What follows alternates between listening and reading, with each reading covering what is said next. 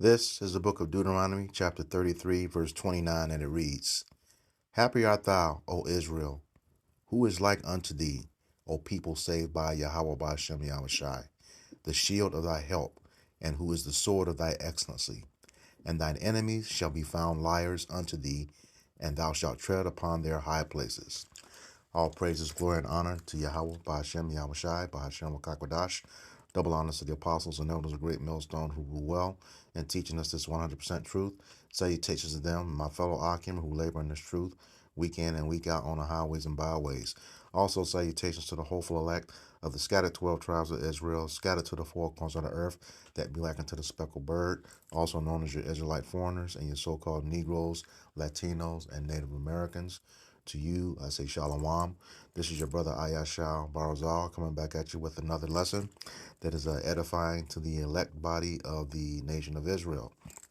And what I want to do is continue with the video I posted yesterday, part 2 of E for, Esau Edom has always cried victim.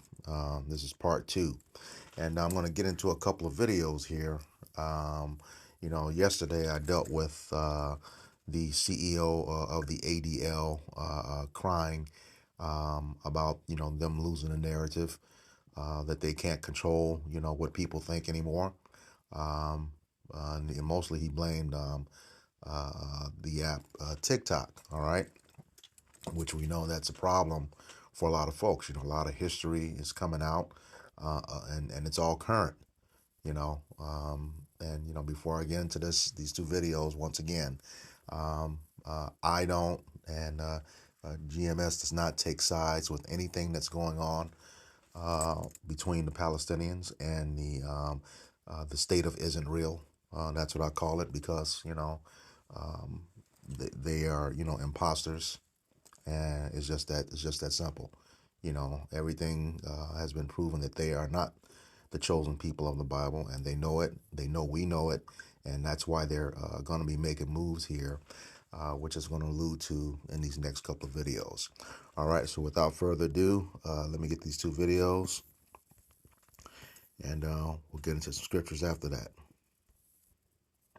How crooked is the U.S. political scene? Well, yesterday, the U.S. House of Representatives passed a resolution equating anti-Zionism with anti-Semitism. Basically, if you criticize the state of Israel, all of a sudden you are an anti-Semite. I don't understand how any country that does that isn't considered a fascist state. The thing that confuses me the most about this whole thing is that you have every right to criticize the United States, but you can't criticize a foreign country? Makes absolutely no sense. There's literally zero consistency in all of this. Like, guys, if you're gonna call it freedom of speech, call it freedom of speech. But if it's like some sort of half freedom of speech, then don't call it freedom of speech at all, man. Who are you trying to fool? Now, of course, for now, there are no legal ramifications, but this is just a stepping stone to do more. And the worst part of it all is that this so-called House of Representatives is supposed to be representing the people. And the masses want the ability to criticize any country they want. Already, the U.S. is funding them with billions of dollars, instead of putting that kind of money back into programs for Americans. AIPAC must be promising them all sorts of treasured power at the expense of American people. It's honestly a shame that that's where tax dollars go.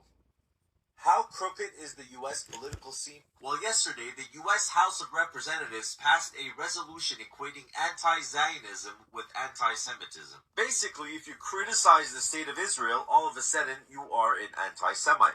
I don't understand how any country that does that isn't considered a fascist state. The thing that confuses me the most about this whole thing is that you have every right to criticize the United States, but you can't criticize a foreign country? Makes absolutely no sense. There's literally zero consistency in all of this. Like, guys, if you're gonna call it freedom of speech, call it freedom of speech. But if it's like some sort of half freedom of speech, then don't call it freedom of speech at all, man. Who are you trying to fool? Now, of course, for now, there are no legal ramifications, but this is just a stepping stone to do more. And the worst part of it all is that this so-called House of Representatives is supposed to be representing the people. And the masses want the ability to criticize any country they want. Already, the U.S. is funding them with billions of dollars, instead of putting that kind of money back into programs for Americans. AIPAC must be promising them all sorts of treasured power at the expense of American people. It's honestly a shame that that's where tax dollars go.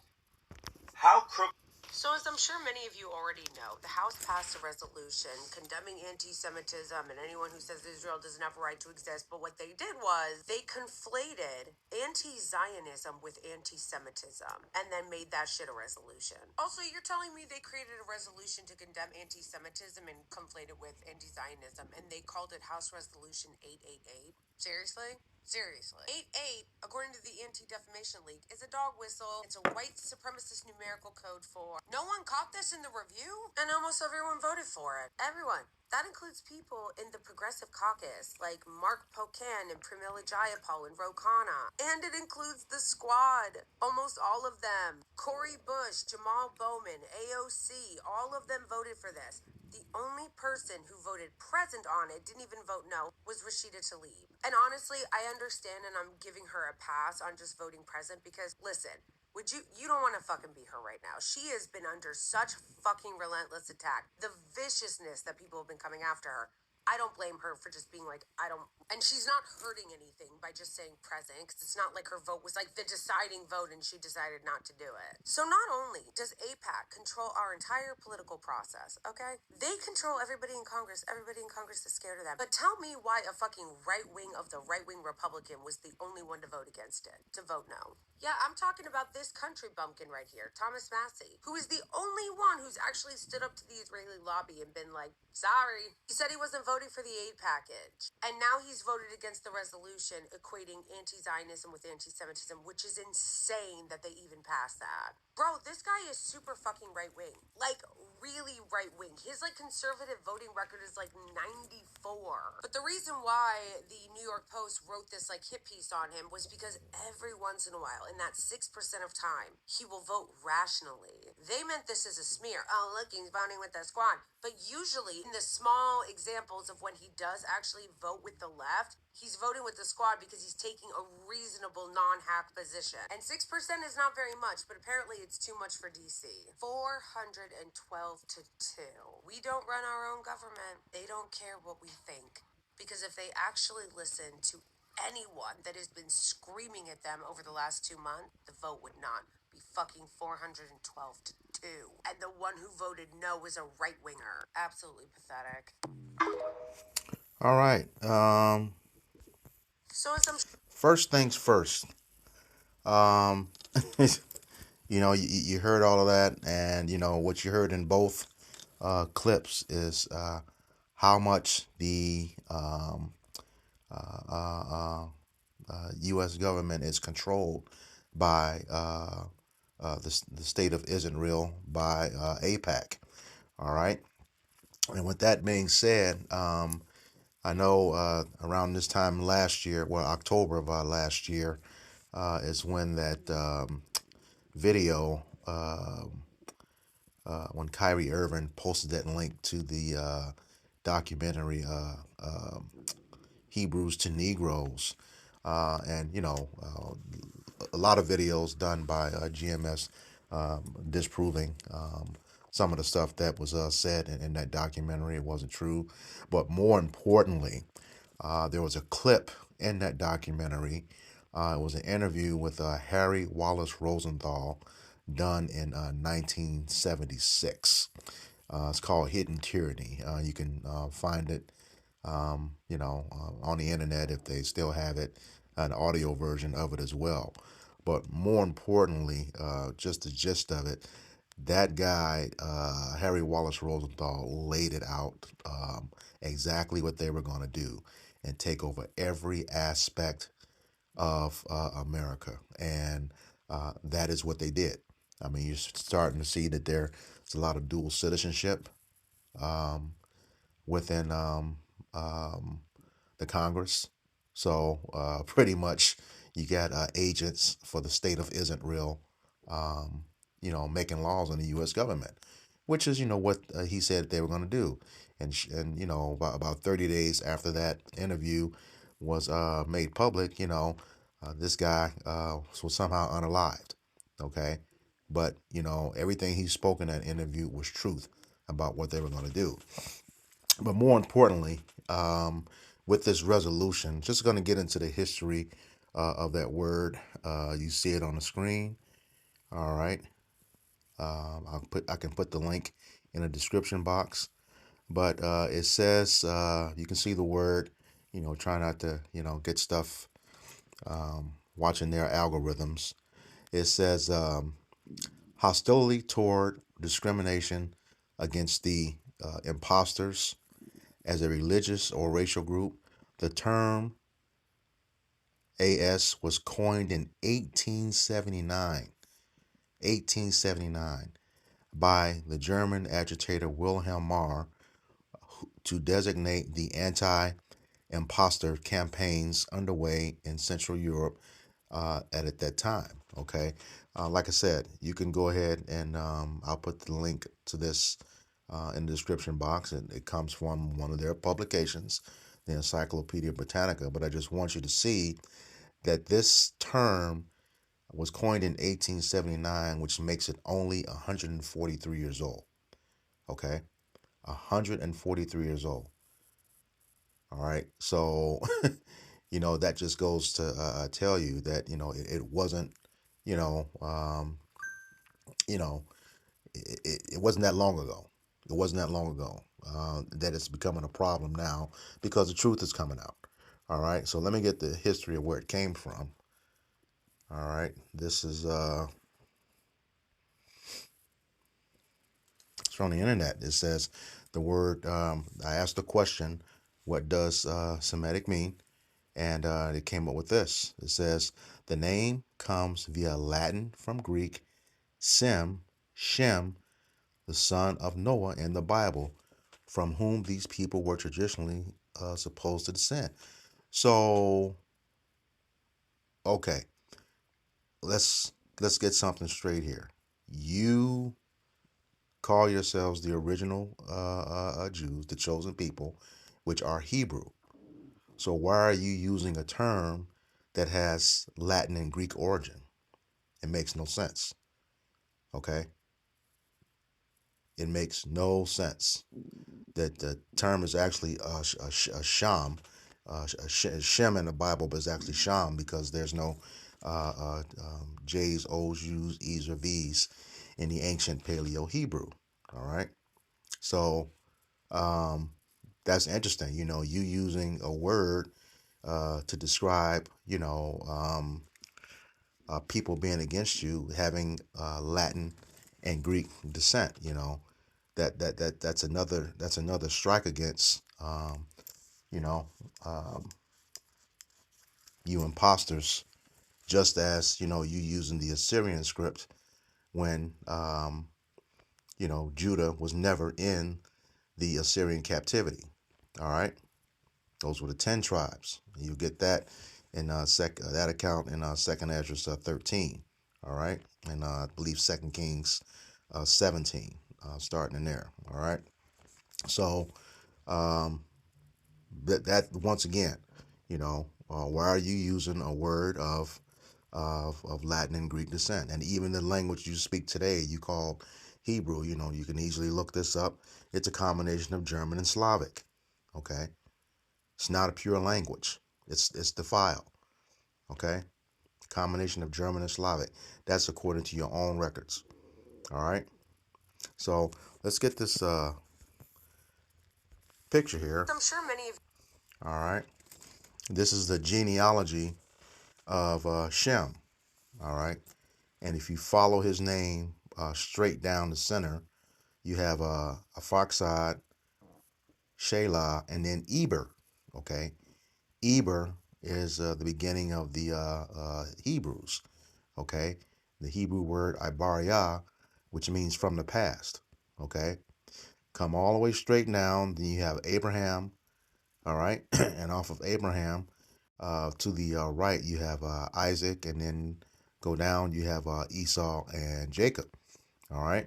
So the people in question, the Amalekites that are occupying the land that, what they call Israel right now. But while they're in it, it's not the real thing. That's why I call them the state of Israel. All right. But you will see that they took the term Shemitic, when you get down to Esau and the Edomites in the center of the page, at the bottom of the page, you will see that um, the tribe of Amalek, that's who they are today, as well as after that, they became the Khazarians. So the people in Ukraine and the people in the state of Israel right now are the same people. Okay, they are the exact same people. All right, but they took the term from Shemitic and made it exclusive to themselves by calling it Semitic. Okay, so all of these families under Shem are Shemitic people. All right, they took it and they hoarded it to themselves. Which is what they do. How do you leave out all of these families? And make it exclusive to yourself. All right. But, right now, as the scriptures say, the earth is given into the hands of the wicked, according to Job 9:24. All right. So the power is in their hands right now. And that's what they do. Nothing but lie and cheat and steal and kill, which is what they're doing right now. All right. So what you saw there is that resolution. That resolution is really coming after the prophets. Okay. In a video yesterday, Greenblatt made it clear that they were going. The watch groups that they're having a problem with. Well, he didn't mention them by name, but on their website, you will see that they're closely watching the Hebrew Israelite groups. Okay, in conjunction with the Southern Poverty Law Center. So they're working hand in hand. Both of those organizations, okay, are working hand in hand and run by the imposters. All right. Both of them are working together. So we know who they're watching. So with that, let me get, this is the book of Psalms, Salakia, chapter 10, begin at verse 8. And it reads, He sitteth in the lurking places of the villages. In the secret places doth he murder the innocent. His eyes are privily set against the poor. All right. So yeah, he sitteth in the lurking places. They're surveilling our neighborhoods, all day long, watching the activity. We've been at camp a few times. People have, in one of our locations, stand across the street and take photographs of us, filming us. So what? Tell them the truth. What are you going to do? What can you do against the truth? But for the truth, as the scriptures say. What are you going to do? And that's the thing. They want to take us off the streets. Like I was talking about yesterday's video, the famine of the word. All right, they want to take us off the street and eventually get rid of us. They want that birthright back, and they can't get it while we're still around. That's why the scriptures also tell us that, the devil knows he has but a short time. He's going to come down with great wrath, roughly paraphrasing Revelation 12:12. All right. Verse, and his eyes are privily set against the poor. Who's the poor? The nation of Israel, and particularly the elect of Israel right now. We don't have any armies. We don't have a military. All we have is Yahweh Bashem Yahushai. Okay. And he told us, that vengeance is his, but we also know his vengeance will be by the hand of his people. All right.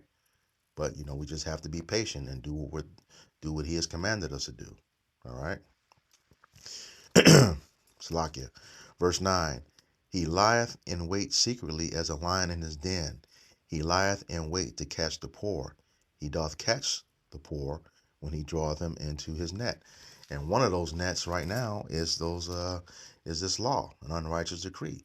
Because, you can best believe, until we're taken off the street, we're going to criticize the fuck out of you, because you're lying, about our heritage. You're in our land and you stolen our identity, So we're going to criticize the fuck out of you. 24/7, 365, for all of nonsense that you're doing. But here again, that law, that resolution is just one stepping stone to once again causing the famine of the word. This is the book of Isaiah, Salakia, chapter 10 and verse 1.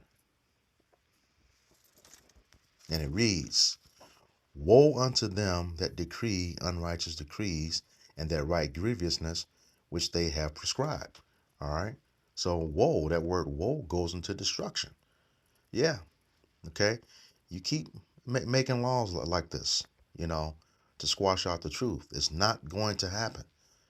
This truth is coming forth, and there's nothing you can do about it. All right. Well, you try to close one door to the truth, another one's going to open, If not another one, 10, 20 more. The truth will come out because your time is up. You're at the end of your rule, As the scriptures tell us to measure the times diligently. When we see those signs, we know that the Lord is about to visit. All right. And that's the case right now. We're at World War III right now. We know about the micro seed to the hip. All right. We see Elon Musk Neuralink, which is the the M to the arc to the B to the east. We see all that right now. All these things are coming to pass. All right. And that's the thing. So like it says that you write grievousness which you have prescribed. Okay, so you put these things down before it's supposed to happen to try to cut us off. Okay, but we're not going to stop criticizing you. As I said yesterday, we lifting up that banner and shaking our hands at the gates of the nobles. All right, according to Isaiah 19:2, and there's nothing you can do about it. When the time comes for this word to be cut off, because again, there will be a famine of the word, as was mentioned in the video yesterday, Amos 8 and 8 through 11. All right, there will be a famine of the word, but until then, we're going to keep letting you have it. All right, and you're mad. We know you're mad, but that's cool. All right, this is Isaiah 29. Slakia. Verse 20. All right. And it reads, For the terrible one is brought to naught. And that terrible one is Esau Edom. All right. And the scorner is consumed, and all that watch for iniquity are cut off. All right. And, according to Malachi 2:1, we know it's the wicked that practices iniquity all night, all day, because it's in the power of their hands. All right. We know that for a fact. All right. That's what you do. Constantly writing laws. All right. Through the wee hours of the morning. That's what Congress does. While you got people distracted with all this celebrity bullshit, you creating laws just like this one. Resolutions like that. Verse 21. That make a man an offender for a word, and lay a snare for him that reproveth in the gate, and turn aside the just for a thing of naught. So we're standing up for truth, okay?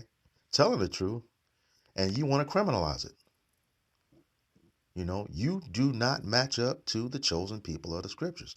That's all to it. You being uncovered and exposed all day, all night long. And there's not a damn thing you can do about it until, the famine of the word. It's going to keep coming. It is going to keep coming. And you're going to continue to make laws. But hey, here again, like it's becoming clear. You know who's in control based on who you can't criticize. You said that was a lie a year ago. It's coming out to be a truth right now. All right? It's coming out to be the truth. But here again, there's nothing you can do against this truth. It is going to expose you. And, like I said yesterday, it's cutting you like a two-edged sword, devouring you, like that lady, what's her name again? Judith Varney Shorer said here in Atlanta not too long ago. The state of isn't real's #1 problem is the black youth of America. Really, really, the lowest people on the totem pole, totally defenseless. Okay, no army, no power, no ownership of land, nothing. But we're the #1 problem for you. You know that. And that there's no such thing as black. Let me just make that clear. We're all different shades of brown. Okay, but that's what she said. All right. Salakia. All right. So yeah, this is the book of Job 20 and 23, and it reads, "When he is about to fill his belly, Yahweh shall cast the fury of his wrath upon him, and shall rain it upon him while he is eating." So just when you think, your NWO is in place, you've implemented that, M to the arc of the B to the east, like the Lord said, he's going to rain upon you. And you think about that. You try to dodge raindrops before, you ain't getting away from it. You're not getting away from it. He's going to rain it upon you while you enjoying yourself. You think it's all over. No. And then you're going to go into slavery, for 1,000 years. You're going to dig you out of those bunkers. You're going to do first fruits of slavery. Your first job, you're going to have continual employment of cleaning up, the massacre of bodies and destruction after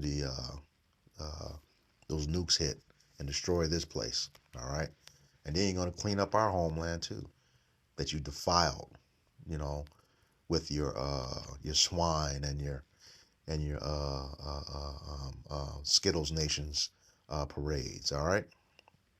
So yeah, it's this truth is coming out. There's nothing you can do about it. This is the book of Psalms, chapter 85, verse 11. And it reads, "Truth shall spring out of the earth, and righteousness shall look down from heaven." And if that's not happening right now, I don't know what else to tell you, because it is happening right now, and there's no escape from it. Yahweh Bashem Yahweh Shai is looking forward to establishing his kingdom and his people that have been through so much, throughout history. It is evident that this is the final captivity. All right. With all the signs and wonders we've been seeing, the chariot sightings. I just saw a video yesterday that they won't let the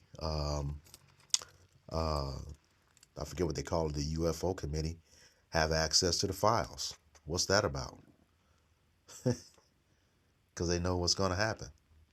The Lord has definitely been showing up. We've been seeing him at our camps, all the time. All right, as individuals and as camps. So with that, I'm gonna close out with this one. This is the book of 2nd Ezra,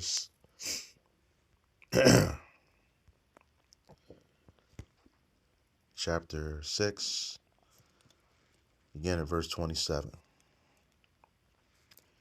And it reads, "For evil shall be put out, and deceit shall be quenched." All right. You coming to an end, Esau, Edom, namely Amalek, who's the chief nation of the nation of Edom. All right. Verse 28. "As for faith, it shall flourish, corruption shall be overcome, and the truth, which hath been so long without fruit, shall be declared." And we're hastening that day. So with that, I hope this lesson was edifying for the body. Once again, I'm going to give all praises, glory, and honor to Yahweh, Bahashem, Yahweh Shai, Bahashem, Makakwadash.